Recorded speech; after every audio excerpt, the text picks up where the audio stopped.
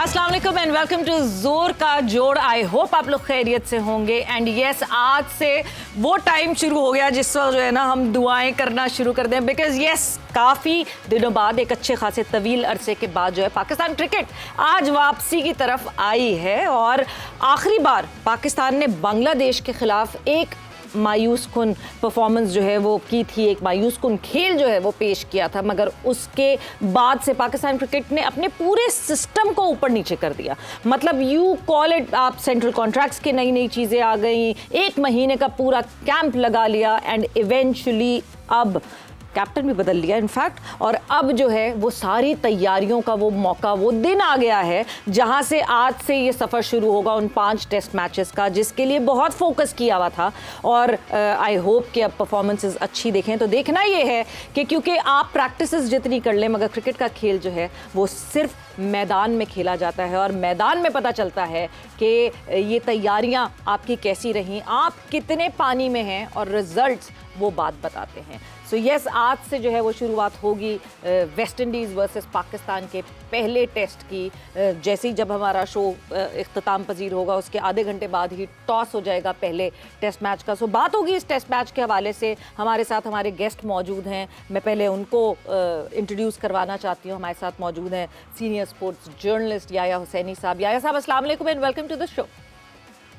बहुत शुक्रिया Sameera, thank you very much invite करने के लिए। सबसे पहले तो क्या एक्सपेक्ट करें इस सीरीज से? मैं मेरा ख्याल से सबसे आखिर में ये पूछूंगी आपसे क्या एक्सपेक्ट करें सीरीज से। सबसे पहले तो मैं पूछूंगी कौन खेलेगा, क्या प्लेइंग 11 आप एक्सपेक्ट करते हैं कि होगी? बिकॉज अब्दुल्ला फजल वो तो अब इंजर्ड है, he won't be the part of the squad any more.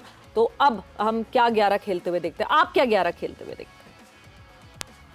मेरा ख्याल है जिस मुश्किल में सवेरा पाकिस्तान टीम मैनेजमेंट पहले टेस्ट मैच से पहले थी, अब्दुल्ला फजल की इंजरी, जो कि मैं मिस्ट्री इंजरी ही कहूँगा, क्योंकि एक ऐसा प्लेयर जो कि कैंप में रहा, एक ऐसा प्लेयर जिसने साइड मैच में पहली इनिंग में 50 किए, सेकंड इनिंग में 48 किए, बिल्कुल अचानक उसकी कमर के निचले हिस्से में तकलीफ की खबर और यकजुब्बी के खिलाफ उसके बारे में ये फैसला कर दिया गया कि वेस्ट इंडीज के दोनों टेस्ट मैच और इंग्लैंड के तीनों टेस्ट मैच के लिए वो दस्तयाब नहीं होगा। तो अचानक जो खबर आई उसके ऊपर सब हैरान है, लेकिन इस खबर ने टीम मैनेजमेंट की मुश्किलात को बहुत हद तक आसान कर दिया है, क्योंकि एक आम तासुर यही था कि अब्दुल्ला फजल और आजान अवैस इनिंग का आगाज करेंगे, और अगर ऐसा होता है तो बाबर आजम के इंतहाई करीबी समझे जाने वाले इमामुल हक के लिए इस टेस्ट मैच का टिकट जो है वो ना ही समझा जाए। लेकिन अब अब्दुल्ला फजल के बाहर होने के बाद आसानियां जो है वो न सिर्फ दिखाई दे रही हैं, बल्कि एक बात बहुत वाज़ेह है कि अगर थोड़ी सूझबूझ का मुजाहरा करे टीम मैनेजमेंट, ये मेरी जाती राय है, बाकी टीम मैनेजमेंट क्या सोच रही है वो भी मैं आपके साथ शेयर करता हूँ, कि यहाँ पर अगर आप जिस फॉर्मेशन के साथ जाते हैं, यानी आजान अवैस और out of form Imamul Haq, फिर नंबर 3 पर शान है, नंबर 4 पर बाबर है, 5 के ऊपर आप आगा को खिलाएं, 6 के ऊपर आप रिजवान को और 7 के ऊपर आप आमिर जमाल को खिलाएं, तो इस कॉम्बिनेशन के साथ आपको जो है अपनी टीम में प्रॉपर स्पिनर और प्रॉपर फास्ट बॉलर रखने का मौका मैसर आ सकता है। इवन आपके पास एक और ऑप्शन भी है, मुझे नहीं लगता कि इतना ब्रेव डिसीजन टीम मैनेजमेंट करेगी कि इस लाइनअप के साथ जो है वो 3 प्रॉपर फास्ट बॉलर और एक स्पिनर को लाइनअप में शामिल करें। होना तो यही चाहिए, लेकिन मुझे कहीं ऐसा लग रहा है कि आज आप डेब्यू कराने जा रहे हैं अली उस्मान के साथ अवैस जफर को, क्योंकि टीम मैनेजमेंट की सोच तो मुझे यही लग रही है कि वो डिफेंसिव अप्रोच के साथ मैदान पर उतरेंगे, क्योंकि 3+1 का मतलब ये होगा कि आपके पास 2 प्रॉपर फास्ट बॉलर होंगे और तीसरे आमिर जमाल होंगे। अब चौथा अली उस्मान खेलते हैं या फिर खुर्रम शहजाद खेलते हैं, ये देखने वाला फैसला होगा। लेकिन कहीं ऐसा मुझे लगता है कि आप अगर 4 फास्ट बॉलर के साथ ऑपरेट करने का इस टेस्ट मैच में फैसला करते हैं, तो फिर आप बगैर स्पिनर के मैदान में उतरेंगे, जो कि घाटे का सौदा हो। यानी कहने को आप जो हैं फिर सलमान अली आगा पे डिपेंड कर रहे होंगे अगर आप स्पिनर्स की बात करें। मगर याया, मतलब जब हम वेस्ट इंडीज़ क्रिकेट की बात करते हैं, ठीक है, अभी जो खबरें आ रही हैं वो यही हैं कि हाँ ग्रीनिश ब्राउन ग्रास है जो कि पिच पे देखी जा रही है, मगर ऐसा हो ही नहीं सकता। मतलब इतने अरसे से, आप तो बहुत अरसे से क्रिकेट कवर कर रहे हैं, जितने अरसे से मैं भी क्रिकेट को देख रही हूँ, वेस्ट इंडीज़ में ऐसा नहीं हो सकता that spin would not come in play. तो अगर तो हम पहले 2 दिन की तो बात नहीं कर रहे, सिर्फ आगे के बाकी 3 दिन भी तो बाकी रह जाते हैं टेस्ट क्रिकेट में। तो ये इस मौके पे फंस नहीं जाएगी टीम मैनेजमेंट अगर ये इस तरह का कोई डिसीजन होता है कि चारों ही फास्ट बॉलर्स होते हैं? तो देखिए, उसमें दो चीजें हैं सवेरा। एक जो सबसे बड़ा सवाल होगा आपके लिए, अगर आप 4 फास्ट बॉलर के साथ ऑपरेट करते हैं तो आपको याद होगा, मेरा ख्याल है 4 या 8 आपके पॉइंट जो है वो बांग्लादेश टेस्ट सीरीज में आपके जो पॉइंट्स थे आईसीसी टेस्ट चैंपियनशिप के, उसमें से डिडक्ट हुए थे। उसकी बुनियादी वजह आपका स्लो ओवर रेट था। तो क्या बाबर आजम और सरफराज इस बात के मुतहम्मिल होंगे कि 4 फास्ट बॉलर के साथ मैदान में उतरे? 4 फास्ट बॉलर के साथ मैदान में उतरने का मतलब ये होगा कि स्लो ओवर रेट एक बार फिर आपके गले की जंजीर बन सकता है। तो मुझे नहीं लगता कि इतना ब्रेव डिसीजन ये करेंगे, मतलब कि आप एक प्रॉपर स्पिनर के साथ मैदान में उतरेंगे, और अली उस्मान की मुझे ज्यादा इम्कान दिखाई दे रहे हैं। वेस्ट इंडीज की टीम ने आपको मुश्किल में डाल दिया है अपने 15 ओपनिंग स्क्वाड का ऐलान करके। उन्होंने फास्ट बॉलर 4 रखे हैं और 2 स्पिनर रखे हैं। वॉरिकन तो खेलेंगे जो कि उनके वाइस कैप्टन है, और उन्होंने पाकिस्तान के खिलाफ जनवरी 2025 में 2 टेस्ट मैचों में 19 आउट करके ये साबित किया है कि आपके जो बल्लेबाज हैं वो न सिर्फ फास्ट बॉलर पर हल्के हैं बल्कि लेफ्ट आर्म स्पिनर के ऊपर भी आपके बैट्समैन फंसते हैं। आप ट्रैक रिकॉर्ड देख लें बाबर आजम का, वो लेफ्ट आर्म स्पिनर पर इतना कंफर्टेबल नहीं होते। और अब देखना यह है कि वेस्ट इंडीज की टीम बिशप को क्या आज डेब्यू कराती है। अगर वो डेब्यू कराते हैं तो उन्होंने तो अपने सारे ऑप्शन ऑन रखने हैं। वो फास्ट बॉलर और स्पिनर दोनों के साथ जो है आप पर झपटने के लिए तैयार है। लेकिन आपकी टीम जो है एक बार फिर यही फंसी हुई है कि किसको खिलाना है किसको नहीं खिलाना, माइंड क्लियर नहीं है। मतलब आप ये सोचें याया, मैं फिर मतलब मुझे एक अजीब सी बात लगती है कि हम पिछले 1 महीने से ये पूरा सिलसिला सुन रहे हैं, कैंप लग गया, ये लग गया। बांग्लादेश में जो हमारी टीम ने परफॉर्मेंस दी उसकी रीजनिंग ये थी, नहीं जी लड़के पीएसएल खेल कर जा रहे थे, एक बिल्कुल डिफरेंट फॉर्मेट से उठ कर जा रहे थे, तो इस वजह से इस तरह की हमें परफॉर्मेंसेस देखने को मिली। अब तो इनके पास कोई इस किस्म की लेम एक्सक्यूज नहीं है। उसके बावजूद अगर हम अपनी फर्स्ट 11 उतारते हुए भी ये देखेंगे, मतलब एम्बिग्विटी है सामने, और वो इस तरह के डिसीजंस की आवाज़ें हमारे कानों तक पहुंच रही हैं जिसका कोई सर पैर नहीं है, तो फिर ऐसा नहीं लगता कि मतलब कोई प्लानिंग ही नहीं हो रही है? थोड़ा सा सवेरा कैंप की तरफ आ जाते हैं, रेड बॉल कैंप की तरफ और व्हाइट बॉल कैंप की तरफ। अगर इंतहाई अदब के साथ हम ये बात करें कि ये जो व्हाइट बॉल और रेड बॉल कैंप है आपका, क्या है ये वाकई संजीदा एफर्ट थी? तो आपको हकायक तो ऐसा नहीं बता रहे। आप रेड बॉल कैंप देखिए, जो बाबर आजम फरमा रहे हैं कि जी 2.5-3 महीने से हम जो है वो इस दौरे की तैयारी कर रहे हैं, टेस्ट मैच शुरू होगा तो पता चल जाएगा कि आप कितने पानी में। आपने अपने इंट्रो में कहा कि आप जितनी भी प्रैक्टिस कर लें, असल तो मैच का नतीजा आपकी अहलियत और सलाहियत को जो है वो वाजे करेगा। तो आप अगर रेड बॉल कैंप से स्टार्ट करें, रेड बॉल कैंप में सलमान अली आगा आखिरी चंद दिन match, Rizwan batting wicket keeping practice ही नहीं कर रहे थे। बाबर आजम बीच कैंप में जो है वो मुल्क से बाहर चले गए। तो बाकी जो पूरे कैंप में पसीना बहा रहे थे, नेट पर बैटिंग कर रहे थे, उनको बैक इंजरी हो गई। अब्दुल्ला फजल को पता नहीं कैसे ये बैक इंजरी हो गई। उसके बाद शान मसूद भी उस कैंप के दौरान थोड़ा सा निगल का शिकार रहे। तो बाकी आपके जो 2 फास्ट बॉलर आज के टेस्ट मैच में शोर शॉट है, मोहम्मद अली और मोहम्मद अब्बास, वो भी आखिरी दिनों में आपके कैंप का हिस्सा बने। तो अब आप खुद अंदाजा कर लीजिए कि कैंप में सरफराज अहमद जो कि हेड कोच हैं वो मौजूद थे, और बाकी जिनको सिखाना था वो कितनी संजीदगी का मुजाहरा कर रहे थे। व्हाइट बॉल कैंप की तरफ आ जाते हैं, 10 सितंबर तक कह रहे हैं कि वो कैंप चलेगा। अब मुझे नहीं पता कि माइक हैसन जो है वो पाकिस्तान में है या नहीं है, लेकिन आप देखिए कि वो जिस तरह घोंसलों से एक एक करके जो है परिंदे उड़ जाते हैं ना, तो इस व्हाइट बॉल कैंप से भी जो हमारे एक एक करके खिलाड़ी जो है वो चले गए। 6 प्लेयर आपके इस वक्त जो है वो लंका प्रीमियर लीग में खेल रहे हैं। उसके अलावा इस व्हाइट बॉल कैंप में शामिल बेशतर खिलाड़ी जो है वो कैरेबियन लीग में जा रहे हैं। और अब इत्तलात यह है कि नसीम शाह, जिनको टेस्ट टीम में होना चाहिए था, वो भी कैरेबियन ओसी लेकर चले गए हैं। तो ये मजाक है और क्या है? आपने सिर्फ पेपर का पेट भरने के लिए ये कैंप का इनेकाद कर दिया है, और वो जो कि न 9 में न 13 में वो खिलाड़ी आपके कैंप में जो है वो रंग भी काला कर रहे हैं, पसीना भी बहा रहे हैं, और जब टीम अनाउंस होगी तो वो कहीं भी नहीं होगी। बिल्कुल, मतलब आपने जब रेड बॉल कैंप की बात की तो मेरे जहन में सबसे पहले शाहनवाज धानी का नाम आता है, बिकॉज जिस तरह हम देख रहे थे, जिस तरह उनको उस कैंप की फुटेज आ रही थी हमारे पास, हम उनको जान मारते हुए देख रहे थे, और उसके बाद जब उनका स्क्वाड में नाम नहीं आया तो सबसे पहले मतलब उनका तो दिल धड़का ही होगा वो देख के। मगर ऑब्वियसली वो स्क्वाड देख के मुझे ये था कि मतलब क्या जुर्म किया है धानी ने कि धानी स्क्वाड का हिस्सा नहीं बन। क्योंकि बहुत अरसे से शो कर रही हैं आप, जो है वो रोजमर्रा की बुनियाद पर चीजों को डिस्कस भी करती है। मुझे ये बताइए कि आप जितनी जो है वो ऑप्टिमिस्टिक नजर आ रही है कि शाहनवाज धानी के साथ बड़ी नाइंसाफी हो गई, मुझे बताएं किस परफॉर्मेंस पर शाहनवाज धानी जो है उनको टेस्ट टीम में होना चाहिए था? क्यों नहीं होना चाहिए था?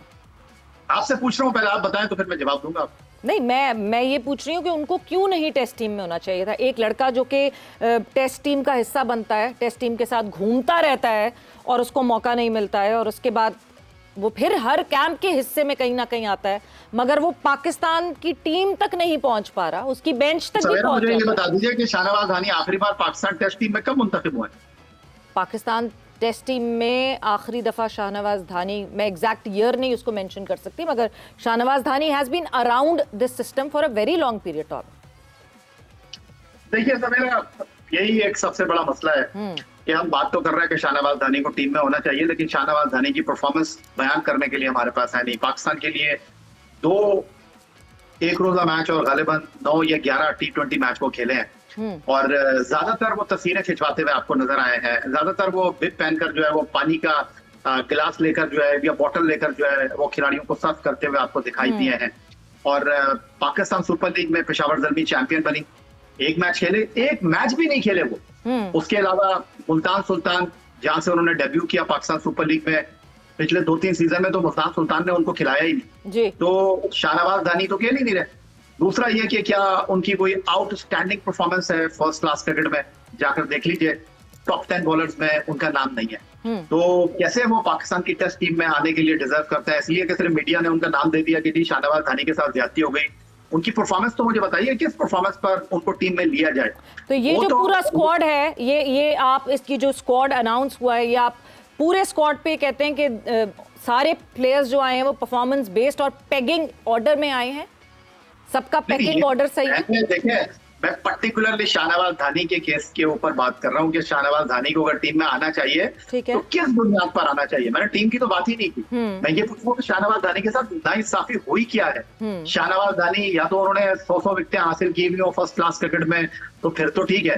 सिर्फ ये कहना कि जनाब वो एक छोटे से इलाके से आए हैं जहाँ से क्रिकेटर पाकिस्तान क्रिकेट में कम आए हैं, उनको खिलाना चाहिए, वो तो व्हाइट बॉल क्रिकेट भी इसलिए नहीं। मगर आप देखिए या पॉइंट ये होता है, एक लड़का देखें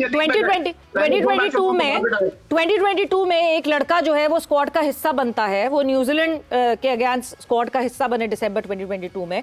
उसके बाद वो बगैर खेले वापस आ जाते हैं, और उसके बाद वो टेस्ट टीम से क्या स्क्वाड से गायब हो जाते हैं। मतलब कोई ना कोई तो रीजन होगी ना। हम यही बात अम्माद बट के लिए कह रहे थे कि वो क्या बेंच पे सही तरह बैठे नहीं थे, इस वजह से उनको निकाल दिया। कोई रीजन होनी चाहिए ना, या तो वो वक्त गलत था कि वो स्क्वाड में थे, या ये वक्त गलत है कि वो स्क्वाड में हैं। देखिए, आप 4 साल पहले की आपने मिसाल दी कि 2022 में शाहनवाज धानी आए थे, एनर्जेटिक, बहुत मेहनत कर रहे थे, अचानक पाकिस्तान क्रिकेट के उफक पर नमूदार हुए थे, कायद आज़म ट्रॉफी में उम्दा कारकर्दगी का मुजाहरा किया था, और उन्होंने अपने आप को जो है वो मनवाया था। उनको आपने इंटरनेशनल डेब्यू करवाया T20 का, वनडे क्रिकेट का, लेकिन वहां उस वक्त कॉम्पिटिशन था। शाहनवाज धानी जिस वक्त 2022 में 4 साल पहले पाकिस्तान टीम में, शाहीन आफरीदी पीक पर थे, नसीम शाह पीक पर थे, मोहम्मद वसीम जूनियर थे आपके पास, हारिस रऊफ थे, उनकी जगह कहाँ बनती? बैकअप बॉलर में वो बिल्कुल ठीक थे। लेकिन वहां पर भी अगर वो फोकस करते अपनी क्रिकेट के ऊपर, वहां पर भी अगर वो परफॉर्मेंस करते, पाकिस्तान टीम में शामिल थे, लेकिन उन्होंने ऑफ सीजन में फिर कुछ किया नहीं। ऑफ सीजन में सिवाय सोशल मीडिया के आपको वो कहीं दिखाई दे नहीं रहे। अभी लंका प्रीमियर लीग में वो गए हैं, पहले 2 मैचों में बाहर बैठे हैं, तीसरा मैच उनको खिलाया गया है, 4 ओवर 25 रन 2 विकेट। तो अभी शाहनवाज धानी को वक्त गुजारना है, अभी उनको साबित करने की जरूरत है। जहां तक आप इस टीम की बात कर रही हैं, मैं पर्टिकुलरली अगर बॉलिंग के हवाले से बात करूं तो फार बेटर उनसे जिन बॉलर्स का इंतखाब किया गया है वो है। आपने अम्माद बट की बात की, उनको क्यों बांग्लादेश लेकर गए? क्योंकि आपने वहां पर आमिर जमाल को न ले जाने का फैसला किया था, वरना वहां पर भी अम्माद बट नहीं जाते। एक ऑलराउंडर के कोटे के ऊपर अम्माद बट को अपनी टीम में चढ़ाया, उसके बाद आपने आउट ऑफ नोवेयर उनको फिर टीम से ड्रॉप भी कर दिया, क्योंकि इस बार जो है आमिर जमाल आपकी टीम का हिस्सा बन गए थे। आप मोहम्मद अली को लेकर जा रहे हैं, उन्होंने बहुत अच्छा सीजन खेला हैदराबाद किंग्समैन के लिए, उन्होंने इंग्लैंड में जाकर परफॉर्म किया, और जो इंग्लैंड की और वेस्ट इंडीज की कंडीशन है, उनको बांग्लादेश भी जाना चाहिए था। मोहम्मद अब्बास के ऊपर मेरा ख्याल है मुझे कुछ गुफ्तगू करने की जरूरत ही नहीं है, क्योंकि इस वक्त वो पाकिस्तान की टेस्ट टीम के सबसे कामयाब बॉलर हैं। उसके बाद खुर्रम शहजाद की हम बात कर लेते हैं। खुर्रम शहजाद भी जो कि मंडी बहाउद्दीन से ताल्लुक रखते हैं, उन्होंने अपने आप को साबित किया, उनको अपने फिटनेस पर काम करने की जरूरत है। अब आ गए चौथे फास्ट बॉलर के ऊपर, उनका नाम है उबैद शाह। उनको आपने इसलिए रखा कि आपको टेस्ट क्रिकेट में एक लीथल पेस के साथ नौजवान फास्ट बॉलर चाहिए, उसके ऊपर आप उनको लेकर आए। फर्स्ट क्लास क्रिकेट में आप उनकी परफॉर्मेंस देख लीजिए, लेकिन आपने जिस तरह उनको जो है वो पाकिस्तान टीम में शामिल किया है, कहा जा रहा था कि वो डेब्यू करेंगे, कहा जा रहा था कि एक तेज बॉलर आपकी टीम में आएगा, जो है कहानी खुलासा हो गया। साइड मैच में पहली इनिंग में आपने उनसे बॉलिंग ही नहीं कराई, दूसरी इनिंग में आपने उनसे 3 ओवर कराए और वाज़ेह तौर पर लगा कि कप्तान तब्दील नहीं हुआ है, सोच भी तब्दील हो गई है, सोचने का अंदाज भी तब्दील हो गया है। अगर ऐसा है तो सिलेक्शन कमेटी कुछ और सोच रही है, टीम मैनेजमेंट कुछ और सोच रही है, तो फिर जैसे माजी में बाबर आजम नाकाम हुए हैं, एक बार फिर उनके लिए दीवार पर बहुत कुछ लिखा हुआ दिखाई दे रहा है। बाबर आजम एक जाहिर सी बात है एक चेंज कैप्टन फिर से, जबकि उम्मीद आपने कहा कि वो चीज़ें चेंज ऐसी दिखेंगी कि नहीं दिखेंगी, मगर कहते हैं third time it's always different. तो क्या इस दफ़ा अगर मैं डिफरेंस की बात करूं, अपनी गलतियों से आपको कहीं किसी पॉइंट पे अभी तो सिर्फ एक साइड मैच हुआ है जिस पे हम बात कर रहे हैं, जिस पे अजम्पशंस अपनी लगा रहे हैं, बट आज जब टीम भी अनाउंस होगी, सामने आएगी टीम, एंड ऑब्वियसली आज के दिन से ही हमें अंदाज़ा होना शुरू हो जाएगा, क्या आपको लगता है that Babar Azam would be a change captain अपने पिछले टेन्योर्स के हवाले से? सवेरा, जितना मैं देख रहा हूँ और जितना मुझे सुनने को मिल रहा है, तो मुझे लग रहा है कि बाबर आजम तो अंधेरे रास्ते का सफर कर रहे हैं, कोई बदलाव आया नहीं है उनमें। पाकिस्तान क्रिकेट बोर्ड ने शान मसूद की जगह उनको कप्तान बनाने का फैसला किया। बाबर आजम ने दामे दरमे सुपने क्रिकेट बोर्ड की आवाज पर लबैक कहा। मैं इसको अप्रिशिएट करता हूं, क्योंकि अगर क्रिकेट बोर्ड किसी खिलाड़ी को जिम्मेदारी दे रहा है तो उसको सोचना नहीं चाहिए। बाबर आजम ने बिल्कुल ठीक किया, लेकिन इस वक्त जो मैं किसी की नीयत पर तो शक नहीं कर सकता, लेकिन जो मुझे नजर आ रहा है, जो मैं देख रहा हूँ, जो मैं सुन रहा हूँ, उस बुनियाद पर अगर मैं बात करूं तो मुझे कुछ अच्छी वाइब्स नहीं आ रही। और मुझे एक बार फिर लग रहा है कि बाबर आजम एक बार फिर वो प्लेयर नहीं है। 62 टेस्ट मैच, 4,481 रन, 31 सेंचुरियां, 9 सेंचुरियां, वो प्लेयर नहीं है जो मिल जाए वो पकड़ लो। लेकिन ऐसा लगता है कि उन्होंने तो फिलहाल ऐसी ही अप्रोच का मुजाहरा किया है कि कप्तानी मिली है, इसको पकड़ लो। लेकिन अगर वो कुछ करके नहीं दिखाएंगे, अब अगर आप बात करें 151 गेंदों पर उन्होंने वेस्ट इंडीज 11 के खिलाफ 100 रन किए हैं, अब इस परफॉर्मेंस को वो ट्रांसलेट कैसे करते हैं टेस्ट क्रिकेट में, वो नजर आ जाएगा। उनकी परफॉर्मेंस वेस्ट इंडीज के खिलाफ 2025 में 4 इनिंग में 2 टेस्ट मैचों की इंतहाई नाकिस रही है। 46 रन उन्होंने वेस्ट इंडीज के खिलाफ बनाए थे। वेस्ट इंडीज के खिलाफ 2018 में वही सरफराज जो कि इस वक्त टीम के हेड कोच है, उनकी कप्तानी में दुबई में उन्होंने टेस्ट डेब्यू किया था। पहली बार वेस्ट इंडीज में कप्तानी कर नहीं रहे, लेकिन कहीं मुझे ऐसा लगा उनकी वीडियो देखने के बाद जो क्रिकेट बोर्ड ने रिलीज की है कि वो अपनी पर्सनालिटी को इस वक्त जो है ज्यादा ग्रूम करने पर लगे हुए हैं। उनकी तवज्जो खेल पर होनी चाहिए, उनकी खास तवज्जो अपनी बैटिंग पर होनी चाहिए, उनकी खास तवज्जो इस बात पर होनी चाहिए कि टीम को किस तरह उठाना है, टीम को किस तरह लेकर चलना है। वो मुझे बिल्कुल भी नजर नहीं आ रहा। मुझे कहीं ऐसा लग रहा है कि वो अपनी कैरेक्टर बिल्डिंग के ऊपर लगे हुए हैं। वो दुनिया को ये बताने की कोशिश कर रहे हैं कि भाई मैं बोलता भी बहुत अच्छा हूँ, मैं चीजों को फेस भी बहुत अच्छा कर लेता हूँ। तो असल काम उनका ग्राउंड में एज ए बैटर परफॉर्म करना है। नहीं परफॉर्म करेंगे तो बहुत कुछ उनके हाथ से निकल जाए। और या ना सिर्फ ऐसे बैटर, ऑब्वियसली ऐसे बैटर परफॉर्म करना तो बहुत जरूरी है, मगर एज अ कैप्टन दोनों डिफरेंट फील्ड्स हैं, as a batter and as a captain. और जो जिस वीडियो की आप बात कर रहे हैं, हम अभी ब्रेक पर जा रहे हैं, ब्रेक का वक्त हुआ है, मगर जब हम ब्रेक से वापस आएंगे तो आप लोगों को वो वीडियो दिखाएंगे भी, सुनाएंगे भी, और फिर उस पर भी फर्दर ऑन बात करेंगे। सो जोर का जोड़ में इस वक्त हुआ है ब्रेक का। ब्रेक से वापस आते हैं और कॉन्वर्जेशन को आगे बढ़ाते हैं।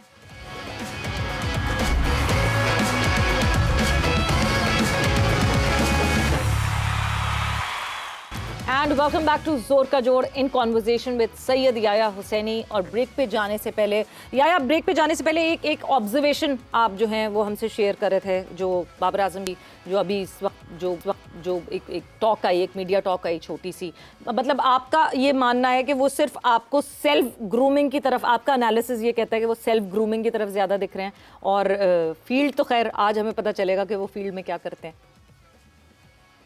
नहीं, सेल्फ ग्रूमिंग कोई बुरी बात नहीं है, लेकिन इस वक्त वो टीम के कप्तान है और कप्तान से लीडर बनने का सफर उनको अब भी तय करना है। बाबर आजम सोशल मीडिया पर बहुत ज्यादा मुतहर्रिक हैं और उनको चाहने वाले जो हैं वो सोशल मीडिया की परफॉर्मेंस के ऊपर जो है वो बहुत सारे बड़े बड़े खिलाड़ियों के साथ उनका मवाजना करते हैं।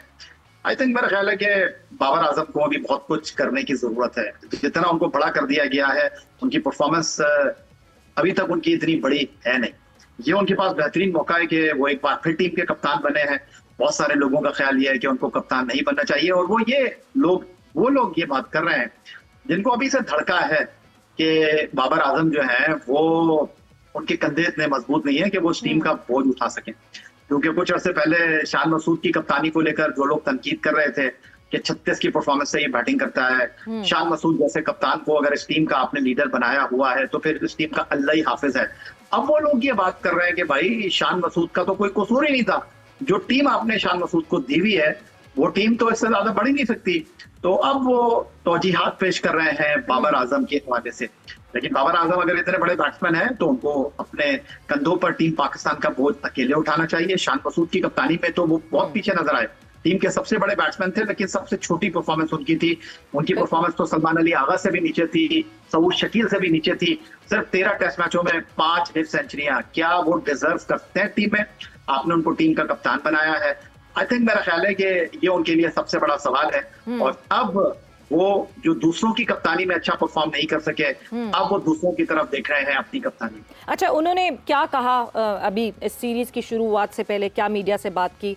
आपको दिखाते हैं और सुनाते हैं और फिर उसके हवाले से हम गुफ्तगू को आगे बढ़ाएंगे। डिफरेंट कंडीशन लग रही है या पिछली जितनी मैं शायद सीरीज उठा के देखूं, हमारा एक सबसे बड़ा मसला ये रहा है कि हम पिच ही नहीं रीड कर पाते, हमें पता ही नहीं चलता है। अभी भी जिस तरह की वहाँ से खबरें आ रही हैं, जिस तरह की बातें आ रही हैं, व्हाट टू एक्सपेक्ट कि क्या हम इस बार पिच रीड कर पाएंगे और उसके हिसाब से अपनी 11 उतार पाएंगे?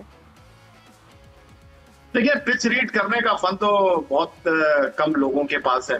और वो कहते हैं ना कि खुदा पहाड़ निकला चूहा। पिच रीड करने के मामले में तो हम इस तरह की सिचुएशन का शिकार हैं। लेकिन बाबर आजम की जो वीडियो आपने दिखाई जिसमें वो कह रहे थे कि हम 2.5-3 महीने से जो है वो इस टेस्ट सीरीज की तैयारी कर रहे थे, और फिटनेस का ये हाल है कि उनकी अपनी फिटनेस से लेकर पाकिस्तान टीम की फिटनेस तक आधे प्लेयर आपके कॉम्प्रोमाइज हुए हैं। क्या इस टीम में जो खिलाड़ी मुंतखब हुए हैं क्या वो टॉप क्लास पे फिटनेस के ऊपर मुंतखब हुए हैं? मेरा जवाब होगा नहीं। देखिए, पाकिस्तान क्रिकेट में फिटनेस टेस्ट नहीं होते, मेडिकल टेस्ट होते हैं।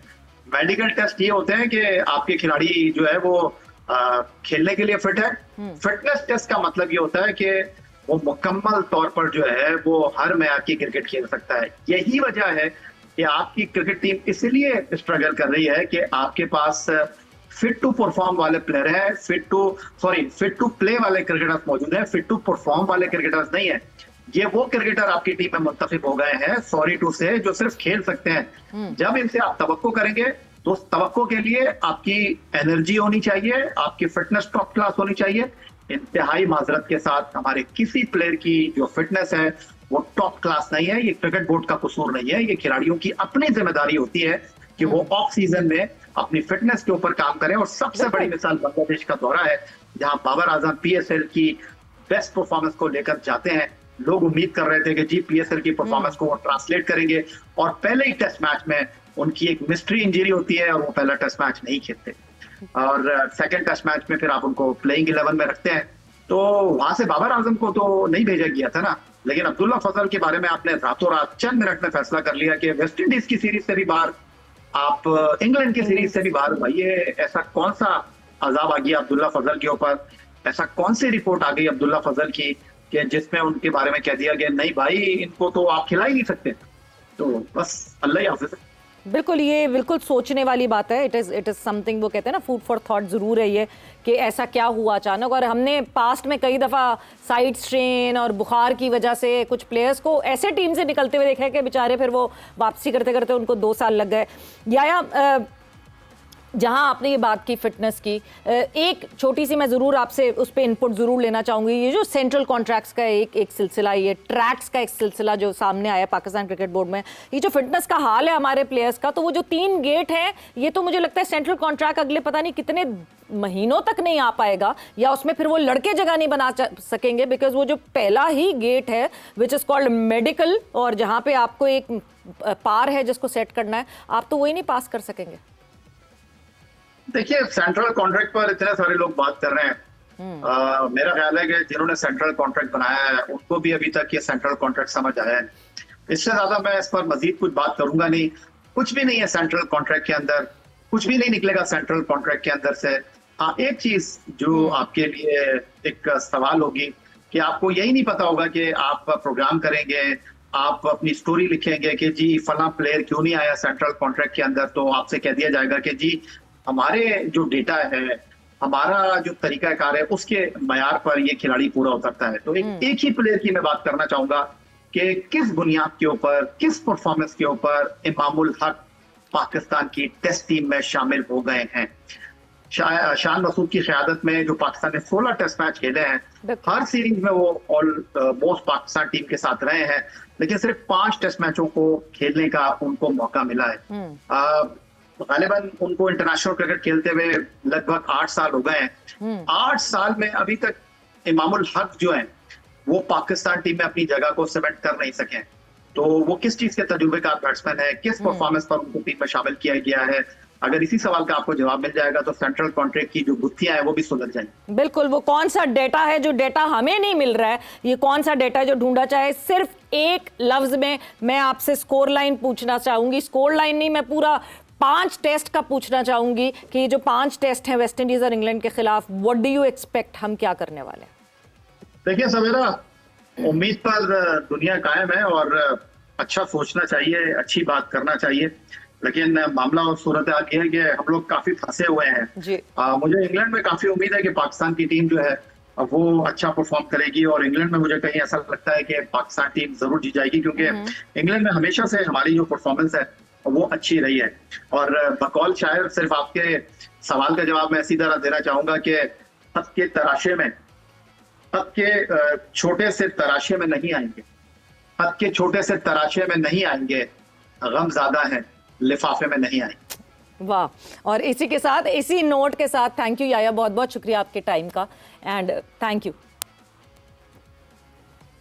जी। तो याया हुसैनी साहब हमारे साथ मौजूद थे। वक्त एक ब्रेक पर जा रहे हैं, मगर जब ब्रेक से हम वापस आएंगे, do not move anywhere, do not go away, because एक बहुत इंटरेस्टिंग चीज़ आपको दिखाने वाले हैं। सो जोर का जोड़ में ब्रेक का वक्त हुआ है।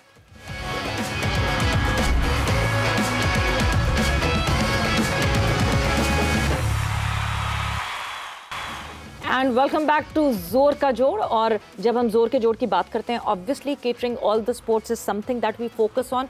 और जहां पाकिस्तान की बात करते हैं तो पाकिस्तान की ज़मीन इतनी ज़रखेज़ है कि पाकिस्तान के कोने कोने से आप कहीं से भी कोई स्पोर्ट्स पर्सन ढूंढ के निकाल सकते हैं। और ऐसी ही 2 ट्विन सिस्टर्स हैं जिनकी कहानी हम आपके पास लेकर आए हैं, जिनका टैलेंट हम आपके सामने लेकर आए हैं, और वो 2 लड़कियां क्या कर रही हैं और कैसे पाकिस्तान का नाम रोशन कर रही हैं। टैलेंट स्पॉटलाइट में हम आपको इन दोनों लड़कियों के ऊपर एक रिपोर्ट दिखाते हैं जो कादिर ख्वाजा ने बनाई हुई है। हुंजा की बुलंदो बाला वादियों से ताल्लुक रखने वाली दोनों जुड़वा बहनें मलीहा और मनीषा लाहौर में ट्रेनिंग कर रही हैं।